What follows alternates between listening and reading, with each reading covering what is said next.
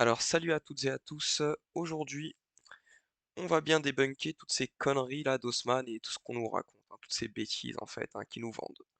Bon, on nous dit les grands travaux d'Haussmann, comme quoi il aurait construit tout ce qu'on voit sur la partie gauche du tableau, entre 1850 et 1880, avec la technologie du 19e siècle. Ok. Maintenant ce qu'il faut comprendre c'est quoi? C'est qu'à l'heure actuelle, en 2024, si on veut construire un HLM de 6 étages, eh ben, il nous faut 30 employés et ça nous mettrait 2 ans. Ok. Donc j'ai fait la conversion pour vous, le calcul. Dans le même temps imparti, on a le temps de faire 40 000 HLM. Comment se fait-il que eux, ils aient fait 40 000 haussmanniens? Déjà, première question. Tout en sachant bien qu'un immeuble haussmannien, c'est orné à mourir. Et que la moindre de ces petites statues-là, tu vas mettre une semaine. Donc 40 000 immeubles, des millions d'ornements, des millions de sculptures. On s'entend bien là? Donc déjà, il y a un problème. Parce que nous-mêmes déjà, on est dépassé par une ligne. Ensuite, on parle de 600 km d'égout. Mais vous savez qu'on creuse très peu de mètres par mois. Donc il faut une multitude d'équipes, des milliers. Et il faut autant les gens qui vont faire l'extraction que les gens qui vont creuser. Tu vois, parce qu'il faut la déplacer, la terre. Pareil pour ces 40 000 immeubles haussmanniens. Faut les déplacer. Et 300 km de boulevard, 25 000 immeubles détruits. On parle de milliards de mètres cubes de gravats. Les 20 mairies, les gares, les parcs, l'opéra, tout ce que tu veux. On est sur une impossibilité là. Y a pas moyen. Tu vois. Avec 80 000 ouvriers en 30 ans, on ne saurait faire autant d'ouvrages. Comment ont-ils fait? Ce n'est pas possible. Ils n'avaient pas de technologie ultra avancée, nous dit-on. Non? L'électricité n'était même pas encore arrivée. Ils avaient que des pioches et des pelles. Les historiens pourront vous le dire. Ils sont là, ils sont dépassés. Ils vous disent ils avaient rien, ils avaient rien. Même ils sont sonnés. Donc déjà, tous les petits loustiques là qui savent pas réfléchir, j'ai réfléchi à votre place, tenez, c'est en face. Non, parce qu'il y a beaucoup de PNJ, beaucoup d'agents de l'opposition contrôlée qui essayent enfin, qui rentrent en dissonance en fait, parce que face à ça, ils sont en dissonance, hein, tout simplement. C'est, c'est un fait établi. Et puis, passons à ce qui concerne le mudflood. C'est-à-dire que on peut tous en observer dans nos rues des bâtiments qui sont mangés comme ça. Ben vous savez quoi? Lorsqu'on creuse, comme pour cette église, hein, vous le voyez en biais, et ben on voit que ça continue beaucoup plus profondément, hein.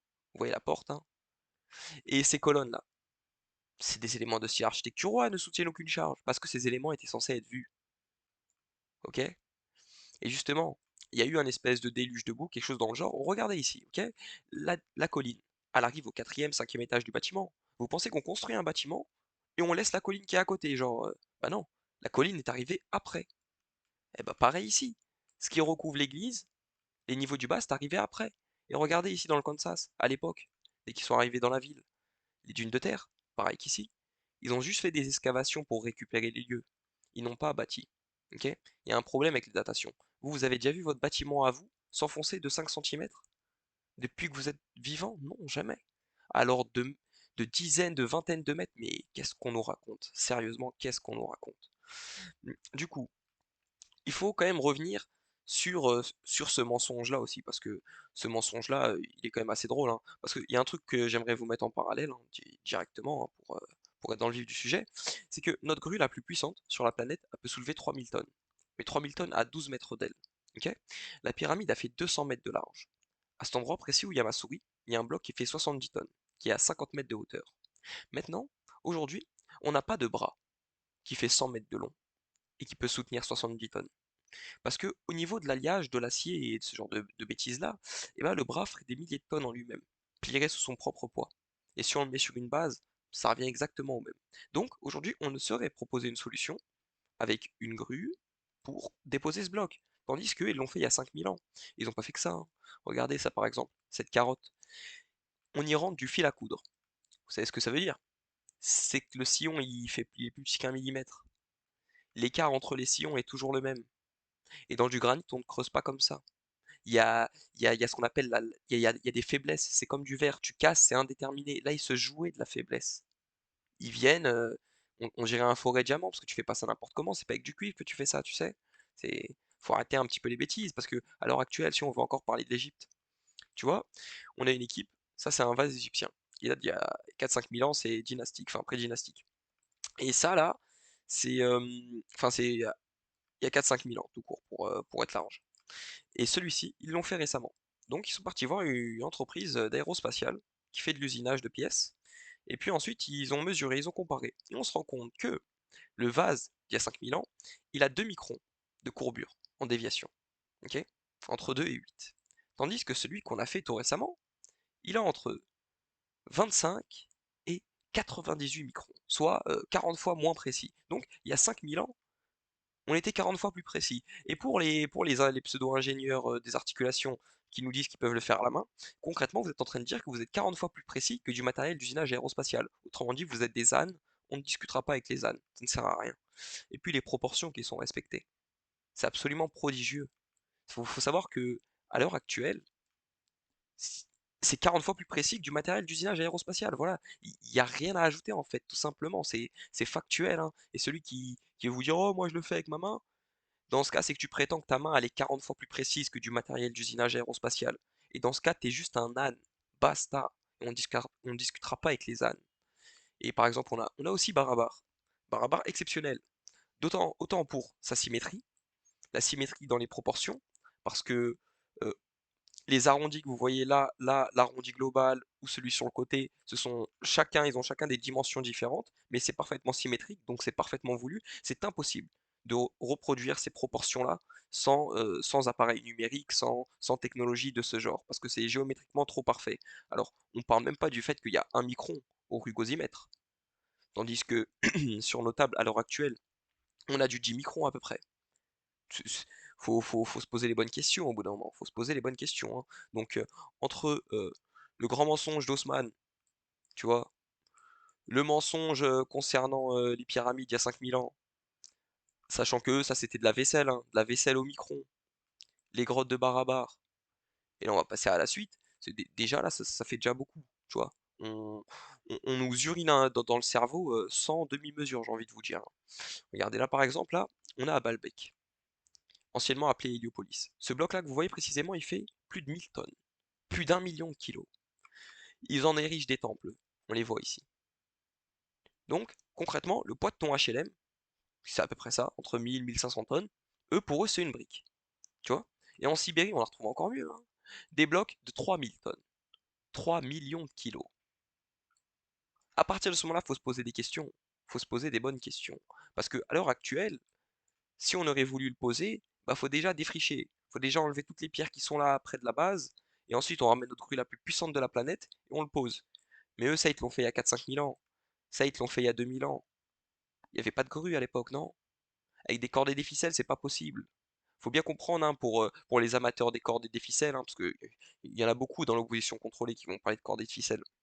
C'est qu'à l'heure actuelle, ta corde, d'ici à là, vous avez déjà pris la mer, vous avez déjà vu un bateau, la corde est si lourde que vous n'arriverez pas à tendre le mou.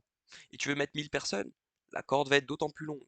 Déjà, vous fournirez même pas la force nécessaire pour tendre le mou, vous pensez fournir la force pour soulever les 70 000 kilos, or que nos grues ne le font pas? Non, mais un peu de sérieux là, arrêtez la dissonance. Ça va 2 minutes. Alors celui-ci là, de 3000 tonnes, de 3000 tonnes, 3000, de quoi parle-t-on? Sur quel type de mensonge sommes-nous? Non mais vous le voyez, j'espère que vous n'avez pas encore abandonné vos yeux et votre raison au profit de calculs et de théories fallacieuses, parce que c'est même plus question de calcul là, c'est de la philosophie ce qu'ils nous font. Il n'y a rien de viable dans leurs explications, absolument rien. Faut bien le comprendre, hein. C'est comme pour ces statues, tu vois, à l'heure actuelle. Vous voyez ça? Regardez, regardez. Parce que je vais vous montrer aujourd'hui ce qu'on fait. Ça, c'est ce qu'on fait aujourd'hui. Vous voyez ces cheveux? Ou eux là, ils ont même plus de cheveux. Ou leur visage, le visage. Ils font partie du top 10 des meilleurs artistes, ça, est-ce que vous voyez ici? Mais ici, là, les cheveux, là, des cheveux saillants, ça a été fait avec ça? Ah bon? Ça, c'est un mensonge, ça, c'est ce qu'ils insinuent, c'est ce qu'ils nous montrent à l'école. Pourtant, ceci n'explique en rien cela, et ce, de manière très factuelle. Donc, euh, tu vois, on manque pas de respect aux artistes, c'est un artiste. Mais, vous me l'accorderez, ceci et cela, c'est incomparable. C'est juste incomparable. Tout simplement, c'est incomparable. Non mais regardez les visages. C'est incomparable. Alors qu'avant, il faisait même un effet de voile transparent. Non mais de quoi parle-t-on sérieusement? De quoi parle-t-on? Il nous parle de silex, de boules de dolérite. Il nous parle de je ne sais quelle connerie. Or que eux-mêmes, aujourd'hui, ils sont pas capables de le refaire, ça. Ainsi que énormément de choses que nous voyons ici, comme on l'a pu le voir tout à l'heure, avec l'exemple des vases. Non mais faut arrêter les bêtises 2 minutes, hein. Et pour les mecs qui disent: «Oh, il y a pas de géant, il y a pas de ceci, il y a pas de cela». Bon, alors vous déjà, on va commencer par du très simple, hein, parce que étant donné que vous avez subi un formatage, on va commencer par ceux en qui vous avez confiance, après on va ramener les preuves, parce que les preuves, vous avez échangé votre formatage pour les preuves. Donc contre. De ce fait, voici le New York Times, en 1882, il t'en faut mention. En 1897 aussi. Ou alors les crânes à Paracas. Ou alors, on a trouvé énormément de crânes allongés, hein. Mais on nous dit quoi? Ouais, c'est une déformation. Mais pourquoi disent-ils ça? Parce qu'ils ont vu une tribu en Afrique le faire. Mais pourtant, ce crâne, il vient de Paracas. On en a sur toute la planète. On en a sur toute la planète. Faut arrêter les conneries au bout d'un moment. Et lui, là, on a le père Crispy, qui avait, d'ailleurs, on le voit avec une arme géante, hein. Une arme géante comme ici, on en a une. Ou comme là, on en a une. Maintenant, son musée, il a brûlé. Son musée, il a brûlé. Donc, il a des artefacts, il prouve, les géants machin, son musée il brûle, les crânes, oh c'est des déformations, et les articles du New York Times, c'est des menteurs, tout le monde ment. À qui on se réfère alors? À la logique, tout simplement, à la logique, à la logique, et la logique te démontre un art de vie qui est un art de vie géant, qui est un art de vie géant, ça fait partie du mensonge d'Haussmann, hein. Soi-disant c'est lui qui l'a construit ça aussi, comme à peu près tous ces bâtiments-là, hein. Des millions d'ornements, on vous dit. Non mais sérieux, faut arrêter de se foutre de la gueule du monde 2 minutes, regardez un petit échantillon de ce qu'il a fait. Non mais vous voyez, qu'est-ce qu'il nous raconte? Sachant que ça là, c'est fait qu'avec des blocs. Ce qui signifie qu'il n'y a pas de ciment. Mais pourquoi je vous dis ça? Parce qu'à l'heure actuelle, vous prenez un niveau à bulle, un télémètre laser, absolument tout est plane, tout est rectiligne, tout est droit. Il n'y a pas d'erreur. Tandis que nous, ils vont mettre du mastic, de l'enduit, du BA13, oh, on rehausse le sol, oh, on rajoute ça, parce que c'est pas droit. Tandis que non, cet édifice, je donne un calcul théorique, hein, il est composé de 100 000 blocs. On ne rajoute rien. 100 000 blocs, pas plus. Juste ça. Pas d'enduit, pas de mastic, pas de rehaussement, rien. Tout sera rectiligne, niveau à bulle, télémètre laser absolument parfait. Du one shot. Ce n'est pas du tout le même travail. C'est pas faire un HLM, c'est pas couler du béton, c'est pas du tout la même difficulté.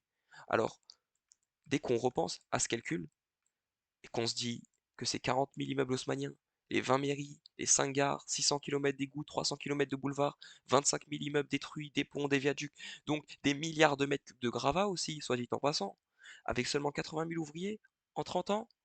Ah bon? Ah bon? C'est impossible mathématiquement parlant.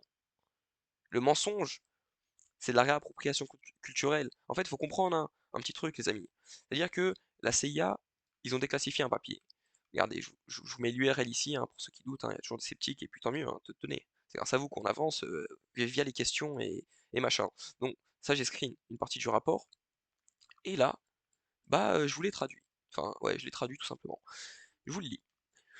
Ou prenons la question de l'histoire, qui avec la religion, la langue et la littérature constitue le cœur du patrimoine culturel d'un peuple. Là encore, les communistes sont intervenus d'une manière éhontée. Par exemple, le 9 août 1944, le comité central du Parti commun siégeant à Moscou a publié une directive ordonnant au comité provincial tartare de procéder à une révision scientifique de l'histoire de Tartarie, afin de liquider les lacunes et les erreurs d'un caractère nationaliste commis par des écrivains et des historiens individuel traitant de l'histoire tartare. En d'autres termes, l'histoire tartare devrait être réécrite, soyons francs, devrait être falsifiée, afin d'éliminer les références aux agressions grands-russes et de cacher les faits du cours réel des relations tartare-russes, et ce n'était pas un cas isolé. Dans tous les domaines musulmans de l'URSS, les historiens sur ordre du Parti communiste ont réécrit l'histoire pour déformer les faits afin que les Russes apparaissent toujours sous un bon jour. Inutile de dire que les histoires qui présentent les faits honnêtement ont été retirées et détruites, de sorte que les générations présentes et futures de musulmans sont à jamais privées de la chance d'apprendre les faits réels du passé de leur nation. Bon, disons qu'on est habitué à leur profil, hein, après tout ce qu'ils ont déclassifié, tout ce qu'on sait d'eux, plus aucune confiance, aussi simple que ça. Donc voilà, déjà, Haussmann, j'espère que vous avez bien compris les gars, c'est un mensonge. C'est comme l'histoire des fameuses pyramides qui ont été faites en 20 ans.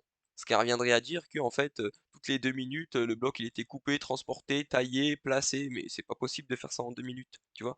Mais si c'est le même mensonge ici, là, pour ce temple d'Angkor Wat, ça voudrait dire que pareil, toutes les 1 minute, par contre, c'est 1 tonne. Mais là, on est dans la jungle, c'est-à-dire qu'en fait, toutes les 60 minutes, enfin toutes les heures, on a 60 tonnes qui sont extraits, déplacés, placés, taillés, polis. Mais qu'est-ce qu'on nous raconte?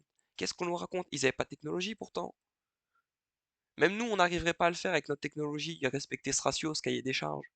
De quoi parle-t-on sérieusement? De quoi parle-t-on? En fait, on fait que de nous bullshiter, tout simplement.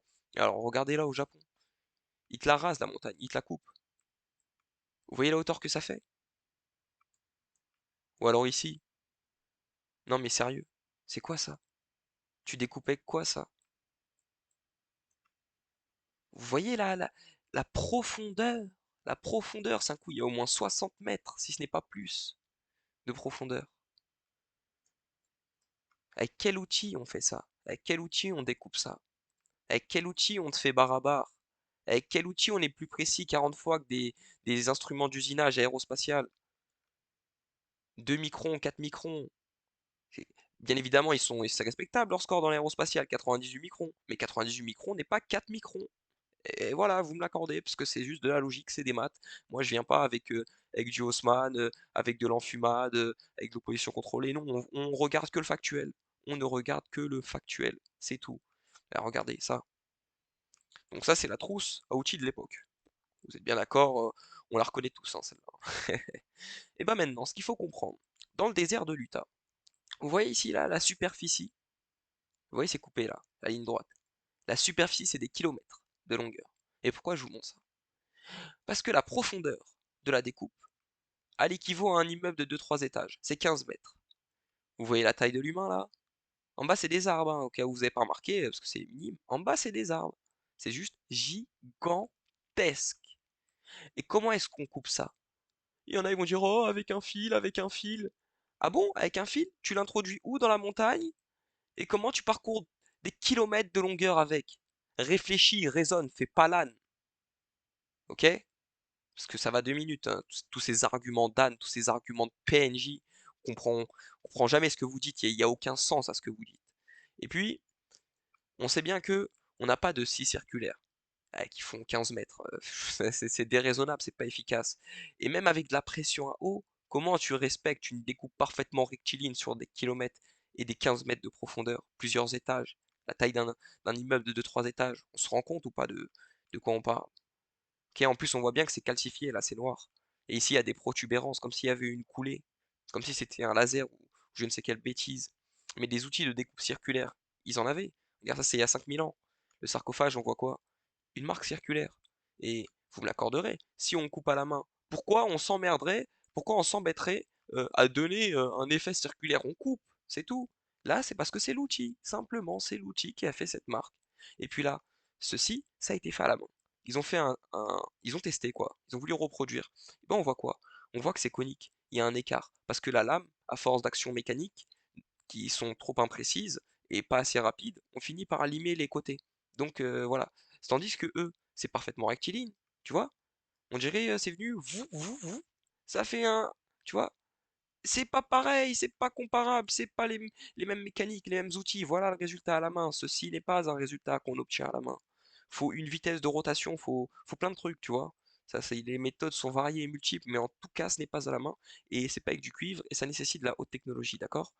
Et pareil pour ces carottes, comme on a vu tout à l'heure. On voit bien que ça fait 1 millimètre. Il n'y a que les ânes qui vont croire encore que, ok, avec cette trousse à outils, tu fais un boulot pareil. Ah bon? Tu soulèves des 3000 tonnes, des 1200 tonnes, tu découpes les montagnes, tu fais des déviations au micron, t'es 40 fois plus précis que des instruments d'aérospatial dans l'usinage. Ah bon? Alors arrête de raconter tes bêtises. On te dit, on ne sait pas l'expliquer, on ne sait pas le reproduire. D'accord? Arrête de nous raconter tes bêtises. Voilà notre niveau aujourd'hui. Et voilà le niveau d'avant. Ok? Et ça, c'est du factuel, ça. C'est, c'est pas de je pense, je te dis, je crois, ou je ne sais quelle bêtise encore. Non, parce que c'est important de mettre l'accent dessus, parce que du bullshit, ils nous en ont vendu à toute patate. Là, par exemple, on a Gobekli Tepe. Là, c'était il y a 12 000 ans. Ça veut dire que, soi-disant, ils nous avaient vendu quand on était petits à l'école, l'âge des grottes, oh, ils sont dans les grottes. Mais ok, si tu veux.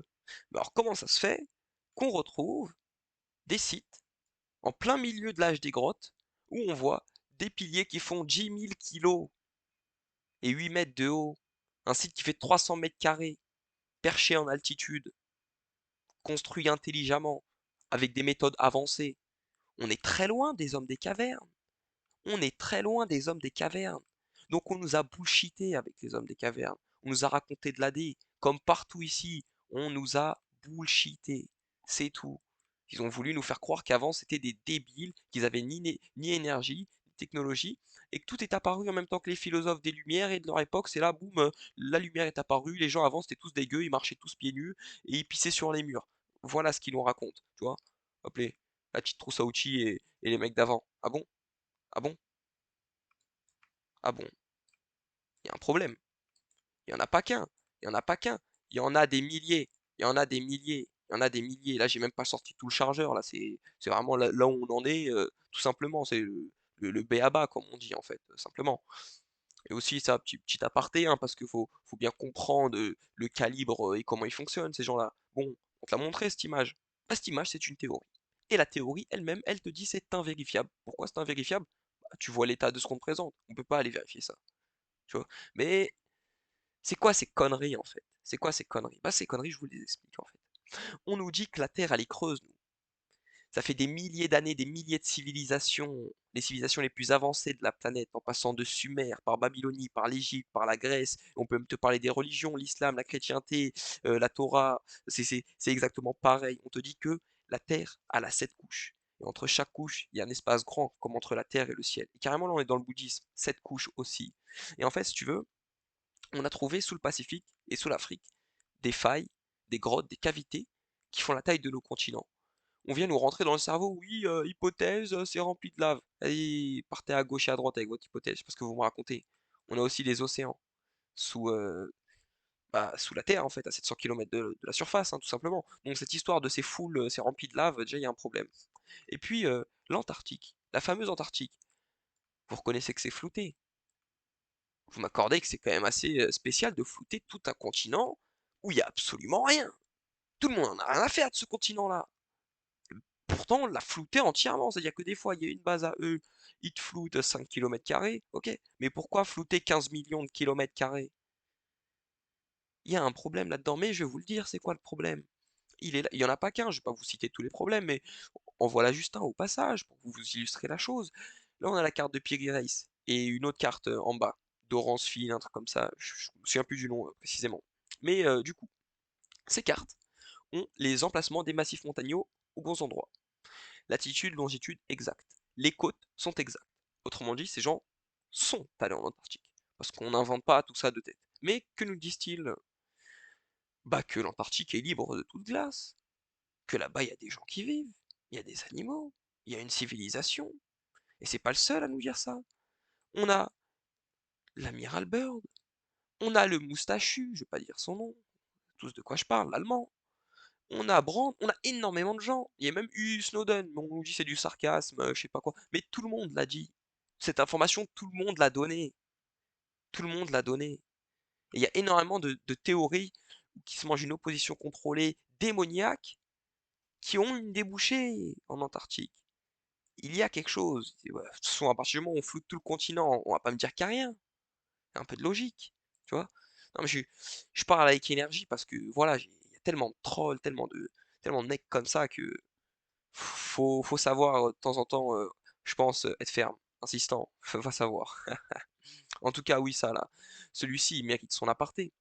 C'est que, à l'heure actuelle, on nous dit, ça là, c'est la probabilité qu'une protéine, elle apparaisse par elle-même, par le vide. Ouais, je sais que c'est drôle, mais bon, il y a des gens pour croire en cette probabilité. Sachant que, à partir de 10 puissance 50, c'est impossible, mathématiquement. C'est juste impossible, c'est considéré comme impossible. Alors 10 puissance 164, parce que ça reviendrait à dire quoi? Qu'une tornade, passant une infinité de fois, parce qu'on considère que ce nombre c'est une infinité de fois à la limite, donc une tornade, passant un nombre assez conséquent de fois dans une casse, finirait par former un Boeing 742, ou 747, je sais plus, c'est pareil, un Boeing. On sait tous que c'est pas possible. C'est comme un puzzle de milliers de pièces. T'as beau le jeter à l'infini par terre, jamais il se reconstituera tout seul. Ça ne fonctionne que dans les probabilités. Parce que les probabilités, ça vaut rien. Ça fonctionne que dans la science des ânes. Il n'y a que dans la tête des ânes que ça fonctionne, ça. Donc, cette histoire de on est apparu comme ça, c'est une science d'âne, c'est une croyance. C'est pas de la science, c'est une croyance. Tu vois? Parce que à ce rythme-là, ceci est mathématiquement infiniment plus probable qu'un robot prétende que personne ne l'ait créé. et qui descendent en aspirateur, car il a évolué, bah ceci est mathématiquement plus juste, car en termes de probabilité, c'est plus probable. Vous voyez pourquoi les probabilités c'est de la merde? Parce qu'on fait ce qu'on veut avec les probabilités. On joue à ce qu'on veut. Parce que les probabilités, c'est pas la vraie vie, tout simplement. Voilà, fallait que je fasse la petite aparté là-dessus. Donc là, on a fait un petit débriefing global de certaines notions, tu vois, qui c'était important de le rappeler, hein, tu vois. Ça, c'est justement les fameux crânes, euh, les fameux crânes allongés qui nous disent ouais, c'est une déformation de la boîte crânienne parce qu'ils ont vu quelques mecs faire ça en Afrique, ils croient que c'est sur toute la planète qu'on les trouve ceux-là. Arrêtez de raconter des bêtises un peu. On a retrouvé même des squelettes géants, c'est quoi? C'est tout le monde ment. Et bah dans ce cas, utilisez votre raison. Et si tu utilises ta raison, ici on te ment. En fait, partout ici, là, on te ment. Et ça fait quand même beaucoup. Ça fait quand même beaucoup en fait. Ça commence à être n'importe quoi tout simplement. Faut, faut juste se poser les bonnes questions au bout d'un moment. Donc voilà, c'était tout pour ça. Et hop, à plus les gars. Et passer, des fois je suis en live, c'est cool, on débat, on fait monter les gens qui sont pas d'accord, qui ont des arguments, hein. S'il y a quelqu'un qui a des arguments, on l'attend 10 fois, hein, 10 fois, hein. Et d'ailleurs, attends, parce que je prévois déjà cet argument. Parce qu'il y en a, ils vont me dire, ouais, mais si, tant qu'il y a une chance, il y a une chance. Parce qu'il y a des gens qui sont perdus, tu vois, vraiment de la croyance, hein. Tant qu'il y a une chance, il y a une chance, les pauvres. Mais ce que vous n'avez pas compris, c'est que tu as une conscience. Ta conscience, tu peux ni la peser, ni la situer, ni la toucher. Pareil pour la conscience de ton pote. Tu peux pas toucher, situer, quantifier, peser, rien de tout ça. Pourquoi? Parce que la conscience, c'est métaphysique. Ton bras, ta jambe, c'est physique. Toi, c'est métaphysique. C'est ta jambe, c'est ton bras, c'est ton cerveau, c'est pas toi. Et justement, ce concept, il est connu en psychologie, on appelle ça la conscience. Maintenant, en religieux, ça va être l'âme, l'esprit, enfin, plein de trucs, tu comprends? Donc, si aussi tu veux prendre les termes du jargon scientifique, et je vais le faire, parce que on va rester dans la science, parce que la science, il y a la science de la vérité, il y a la science des ânes, tu vois? Et dans la science de la vérité, un objet métaphysique ne peut pas émaner d'une réaction physique.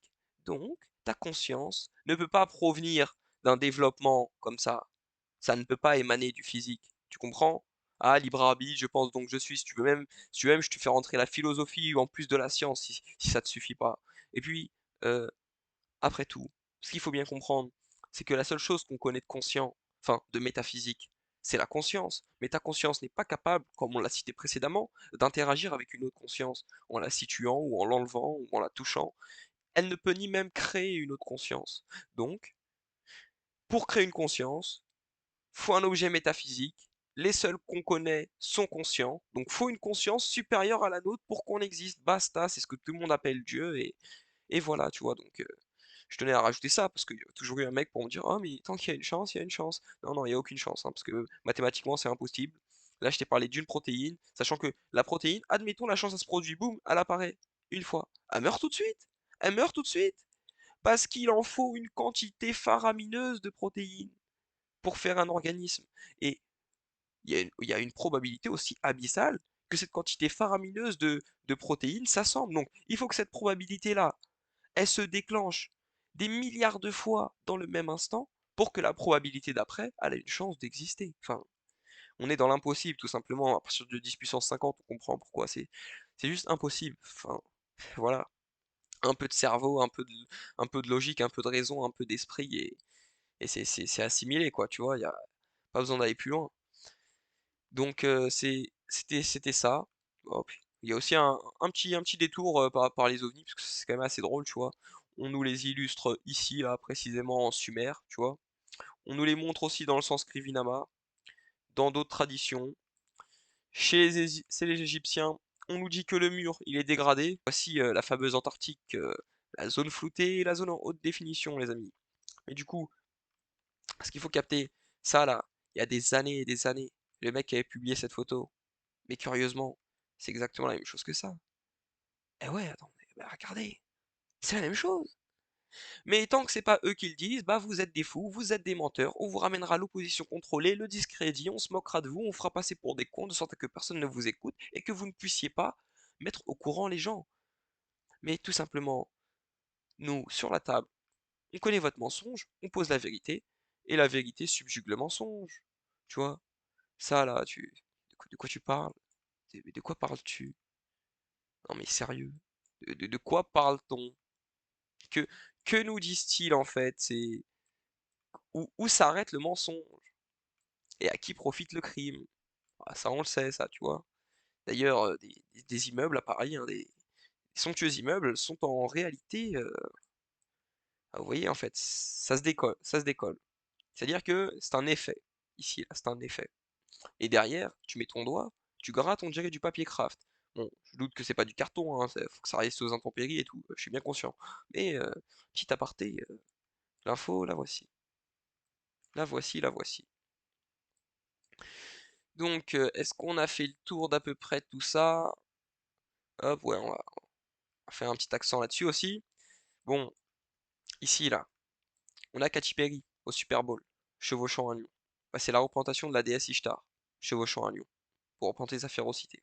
Et en fait, absolument toutes les représentations, les préfigurations et autres conneries qu'ils nous font sont en réalité des cultes antiques païens, tout simplement. Le culte de Baal, là en l'occurrence Ishtar ou Inanna selon la mythologie et la femme de Baal, de toute façon c'est la même chose, tu vois. Leur signe là avec l'œil, tu vois, avec la fameuse pyramide ou le fameux insigne franc-maçon, je tiens à dire que les billets sont toujours en circulation, hein. Ah, rappelons-le, rappelons-le simplement, hein, et voilà les signes qui s'en suivent. Donc, au bout d'un moment, ouais, non, mais c'est du cinéma, mais c'est du spectacle, la représentation, patati. Donc, pour toi, c'est tolérable qu'on représente des scènes ou des cultes qui autorisent qu'un mec de 40 ans, il fasse quelque chose avec un petit de 8 ans? C'est cautionnable, ça, comme image?